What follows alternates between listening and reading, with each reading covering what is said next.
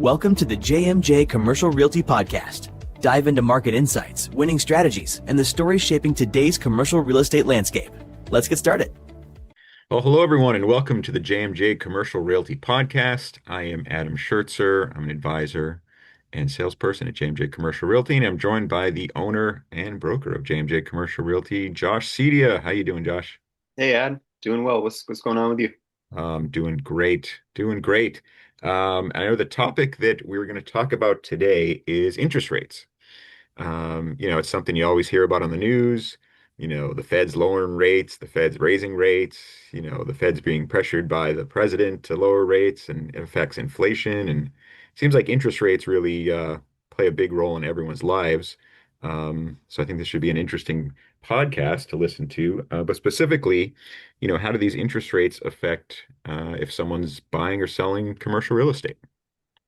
Definitely. Interest rates are a big part of the equation for a lot of people, unless you're just paying cash, but it's still good to know what the rates are. And if you, let's say, for example, have cash in an account, chances are you're earning interest on that. So there's an interest rate for that. So interest rates are really important in terms of trying to determine, what your monthly payments can be and how much kind of purchase price to think about, for a particular property. Yeah, definitely. When clients come to you and say, okay, I'm looking to purchase this property for $1 million, do they ever ask you about interest rates, or do you ask them, as far as, you know, breaking it down to monthly payments and like, kind of how does that all play into it? Yeah, I like to kind of reverse engineer when someone, I mean, it depends on who we're talking about. If, we're working with a user that's going to be in that space and maybe they're leasing and they want to switch and purchase a property, um, I like to kind of look at it and say, all right, if you're going to purchase a property for $1 million and the general interest rate is X, what does it come out to for a monthly amount based on that $1 million? And how does that differ from what you're renting, you're paying for rent every month? So, um, that's sometimes they'll ask, what's the rate? I'll have kind of a general sense of what the commercial rates are, but Mhm. I'll like to, introduce them to a lender, or maybe they already have someone that they're working with, or they can kind of talk with some different lenders and get a feel for what the market rates are. Yeah, definitely. We are not lenders, we are not bankers, but we do know a lot of them. So it's great to be able to refer people off to that. Yeah, I think the big thing too, someone going from, leasing a space to purchasing, I'm dealing with quite a few people like that now where, they come to me and they might not really even know what price they can spend. Um, so I ask, what are you paying in rent right now? What renter costs? And maybe they're spending $15,000 a month to rent a space. And, based on that monthly amount, they might qualify for, a $2 million loan or something like that if they're, financial supported. That they might not even have thought that that was an option to purchase.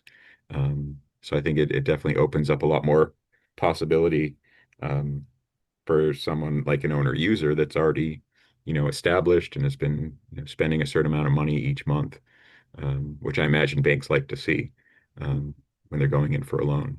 Yeah, But and I think it's go ahead. no, I was going to say, but like you said, the interest rates can definitely play a huge part in that with how much they can borrow and what their payment's going to be.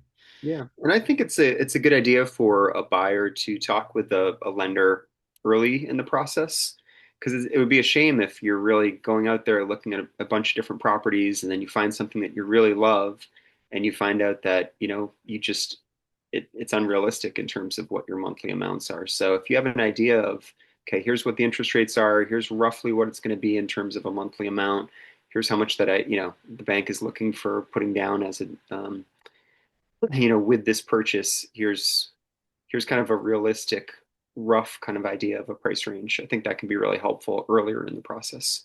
Yeah, yeah, definitely.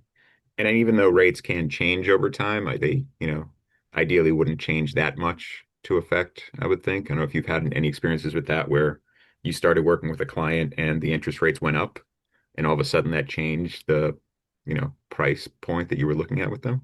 Sure. And sometimes, it could be depending on if it's environment where things are kind of steeply moving up or down. I mean, on the upside of things, I remember a transaction that I worked on where it was right on the edge of if it made sense to go ahead and purchase it with the interest rate change. And sometimes a bank can lock in something for a period of time, but if you're past a certain window, things can change in terms of the new rates. So um, yeah, it generally doesn't move too much, but over a longer period of time, it certainly can move quite a bit. You think about the rates, during the COVID years and Hmm. roughly where we're at now, and sometimes you look at things and maybe it's in the 3% range, and then it goes up to the 6%, 7% range. So it Right. I changes. mean, rates have doubled in 6 years, when you kind of look at it that way. So yeah, working with someone who was looking to make a purchase in maybe 2001, and now, maybe they come back to the market again because things change, and all of a sudden, they can't afford that $3 million property now. Now they're looking at a $2 million property, something like that, just based on the rate amounts. But Yeah, and we're talking about users, but let's say you talk about an investor. Maybe someone wants to, they're not going to be in the property, but they want to receive the cash flow from a property. They might look at things and say, well, okay, if I have money in a bond or in a savings account earning X%, I really want to make sure that the type of rate that I'm getting for this investment property is higher than that. Um, but a lot of times investors don't want to put all of their cash to purchase a property. They want to leverage it. So they may put 30% down or maybe a little bit higher than that, but and then borrow the rest. So the numbers really have to make sense, especially given the interest that they're paying to a bank in order to purchase that investment property. hmm yeah, yeah, definitely. Um, it's a definitely plays a big part there. Look, thinking more about those like triple net properties and going in and seeing, a lot of times on the listings, like on LoopNet especially, you'll see, property marked for investment, and they'll have, cap rate is 8%, something like that, where, maybe you can borrow money at 5%, and then, you're making 3% more than you were before that. But, yeah, like you said, if the rates go up to 10% and the cap rate's at 8%, then, you're automatically losing money just by purchasing the property at that price, at least. Yeah, you could be in a negative cash flow situation, which I would imagine most investors don't want to be losing money every month versus making money every month. But that Right. can happen sometimes. Yeah. Yeah. Can you think of a situation where someone might, as an investor, still go in and buy something even if they're losing right from the get-go? Yeah. I mean, you could have a situation where, let's say, um, the investor kind of knows the general market rates, and let's say they buy an office building, but the rents are really below market. Um, so maybe over time, there's opportunity to have value add or to raise the rents or to reduce expenses. Maybe they have a plan in place for how they're going to approach this property. And, over time, it really does make sense for their plan of working with a specific property. Hmm. Yeah, yeah, definitely. I was thinking the same thing. And knowing going in when you kind of calculate those cap rates and kind of place them against interest rates, that those cap rates are based on what the property's expenses and revenues are at that time, right? Based on The the price net that, operating income, right? right. So after Okay. everything, yeah. Yeah. Yeah. So, yeah, no, yeah, you're true. Someone might go in and say, wow, yeah, these rents are really undervalued. Or maybe if I come in here and put new floors and paint the walls, I can get, this X amount more with a new tenant or something like that. Or I guess possibly you might go into a building that maybe it's 50% vacant, and you think that you can fill it up and raise those revenues coming in. So, um, yeah.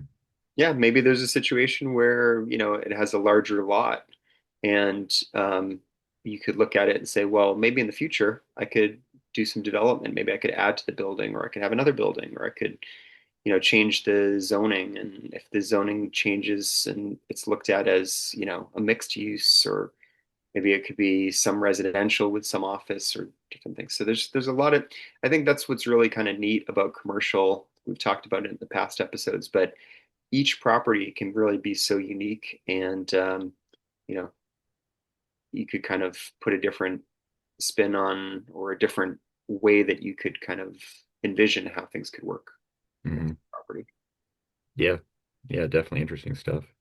Um, Let me think. Some of the other interest rate stuff. I know we were going to touch on seller financing. Hmm. Um, how does that play into interest rates as far as, that would be where the seller acts as the bank and they would determine what the rates are. Hmm. Yeah, it's sometimes known as creative financing or seller financing, and it's a way to look at things from maybe a different perspective. A bank may really have to kind of stay very close to a certain interest rate range, but a seller could look at it and say, okay, I know, I want to sell this property. I know it might be a little challenging for the buyer to purchase, but instead of putting, X% down, you can do a lot less, or you could, start off at a very favorable interest rate. Maybe it's much, much lower for a period of time, and then it ramps up, or, for a bridge, um, for a few years, and then it goes to a bank to get kind of more traditional financing. So sellers often can be very creative, uh, especially if they don't have a mortgage on the property and they just own it outright. Hmm. Yeah, it's probably a great way too for a buyer that maybe can't get bank financing um, to get into a place if the seller's willing to work with them on that. Um, Right. Yeah. So it's just a different approach, and sometimes when maybe if it's a some with real estate, it's cyclical, but maybe there's periods of time where banks aren't really lending as much, and seller financing or creative financing is a way to put a deal together. mhm. Now, I know one question that I always hear, maybe it's more with residential real estate, where people are like, when's the best time to buy property based on interest rates? And I don't know if it's because, agents will say, oh, the best time to buy is now, because I guess you don't know, rates could go up, and then you're locked in now, or, rates could go down and then you refinance. Um, so someone who comes and says, well, I'm kind of on the fence. I'm going to wait to see what they do at the next Fed meeting. What kind of advice would you give to someone like that if they're kind of playing the rate game? You know? Yeah, it can be risky, especially, I mean, it depends on the purchase price, and are they an investor? Are they using it? There's just a lot of different things to think about. But one thing that often happens with commercial lending is the rates can reset for commercial. So when you're thinking about like someone buying a single family home or a residential property for their use, a lot of times you have the option of a 15-year or 30-year mortgage, and that kind of you could fix a rate at a certain period of time for a certain longer period of time. But with commercial, it's often 5 years, or sometimes it can be locked in for 10 years. If you're using an SBA, sometimes it can be an extended period of time. But if things reset and you're really hoping that, or planning for rates to stay consistent, and they double and or shoot way up higher, it can really be challenging if you own that property and you're expecting things to happen, in a certain band for interest rates. Hmm. Yeah. Yeah, definitely. It's definitely an unknown. I mean, you can kind of follow the news and the Fed and all that stuff, but ultimately we're not the ones deciding what happens, and um, all we know is what the rates are today, and can only advise based on that.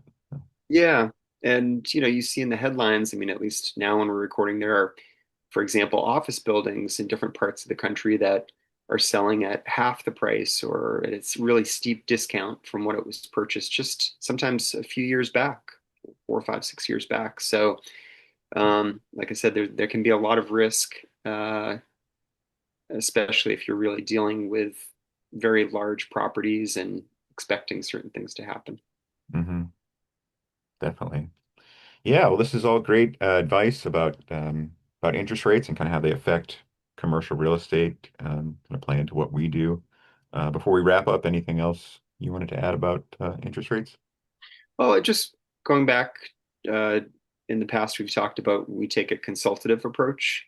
So just understanding that like each situation is different, whether you're a user, an investor, a developer, kind of where you're at in the cycle, how much, safety that you have in terms of reserves, what your experience level is, all that kind of stuff. So it's really important to speak with someone who, whether it's a broker, agent, advisor, someone that can kind of help to really understand your situation better.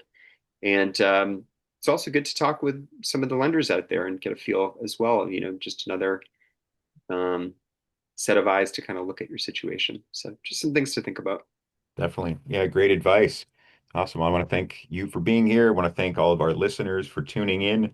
As always, if you have any questions, want to reach out to us, you can contact us at podcast@jmj-cre.com or leave a comment in whatever platform you're listening to, and we will reply to you.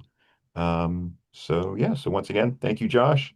Thank you to the listeners. And until next time, we'll see you then. Take care, everyone. The views, thoughts, and opinions expressed on the JMJ Commercial Realty podcast are those of the host and guests and do not necessarily reflect the official policies or positions of JMJ Commercial Realty or its affiliates.